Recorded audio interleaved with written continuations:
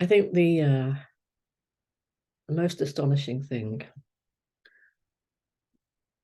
on this path of what I call awakening, but back when I was exploring, initially, I didn't use that word. I just was exploring what interested me, and what interested me back then was how to be happy. It was pretty simple, really, because there was a lot of misery and depression and anxiety here prior to understanding where happiness comes from.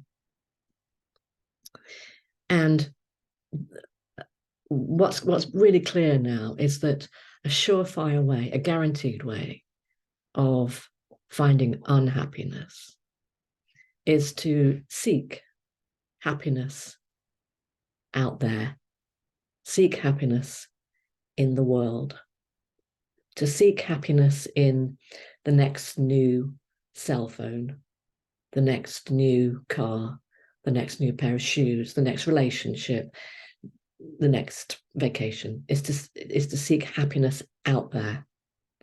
And I'm not saying don't take vacations. I'm not saying don't buy a new pair of shoes. And I'm not saying enjoyment isn't possible.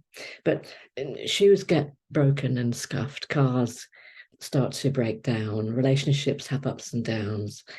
When the vacation is over, it's over. And so on. So things out there, people, circumstances, experiences out there in the world, they come and go.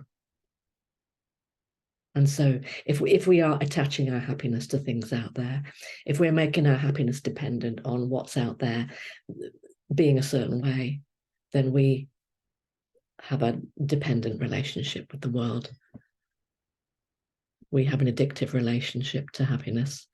Happiness then is reliant on another pair of shoes, the next cell phone, an even better car. It's an addictive relationship to happiness. And the astonishing thing is that happiness is right here, never goes anywhere. And this happiness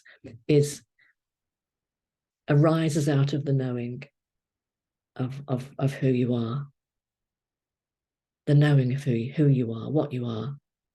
It's a happiness that is within, not out there in the world, but to be found within, in the opening to what is here now, in the opening to whatever is here now, opening to it, especially opening to what is painful, especially opening to what is uncomfortable, especially opening to what is sorrow, what is grief.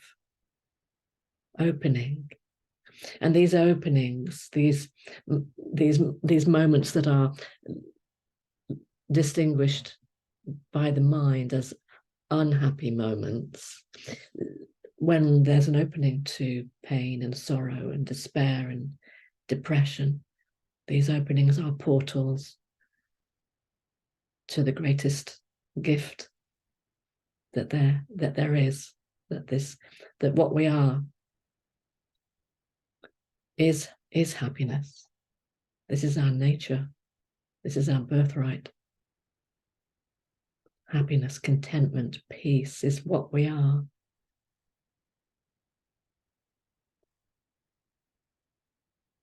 This is discovered over and over and over again.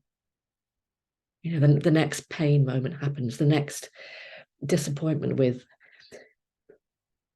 excuse me, I was going to sneeze, the next disappointment with a relationship, you know, and yet again catapulted into unhappiness, you know. And then if there's a willingness to just turn within and open to that, to the pain of that unhappy moment, open to it, be with that pain, not resist it, not fight it, not try to change it, fix it, really feel it without collapsing into it, without concluding there's something wrong with me, opening to the pain. And there's this alchemic, transformative healing event happens within the heart, within the being, within the biology, within the nervous system. Yeah. And there's a revelation of all is well. There's contentment, there's peace.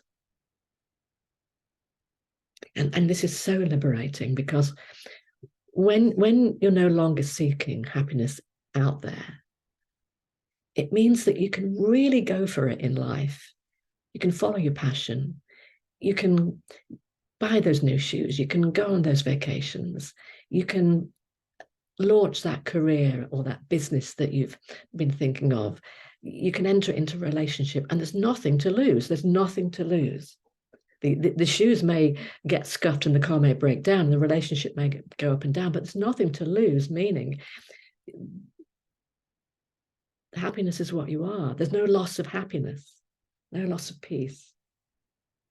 And if there is a temporary veiling of the peace that of your being, there's an opening to that pain. And then there's a return, a rerouting in the truth of your being, that all is well. What I am is peace. What I am is contentment.